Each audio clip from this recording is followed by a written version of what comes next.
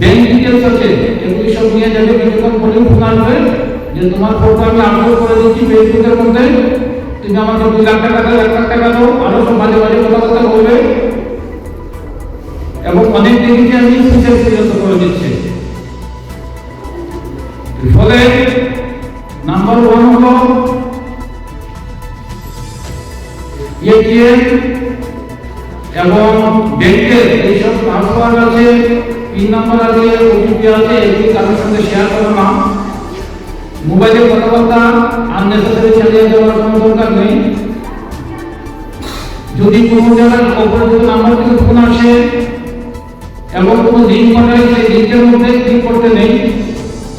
এগুলো যদি আমরা করতে পারি তাহলে যে অপরিস্থিতি, এখানে পরিস্থিতি, খারাপ পরিস্থিতির শিকার আমরা হবো না। কারণ কিছুদিন আগে ধর্মনগরের একটা ঘটনা হয়েছে, এটা একটু শেয়ার করলে সবাই সচেতন হবে। অপরিচিত নাম্বার থেকে ফোন করে বলছে আপনার মোবাইলে আমি 25,000 টাকা পাঠিয়ে দিয়েছি ভুলক্রমে। তো লোকটা দেখলো যে ঠিক আছে 25,000 টাকা একটা মেসেজ এসেছে, বলছে আমাকে কি করতে হবে? বলছে যে টাকা আমার মা হসপিটালে ভর্তি আছে। সবাই মনোযোগ সহকারে সময়, বিশেষ করে ছাত্রছাত্রীরা নিজেরা সচেতন হবে, বাইরে গিয়ে আত্মীয় স্বজন, বন্ধু বান্ধব, মা বাবা সবাইকে সচেতন করতে হবে।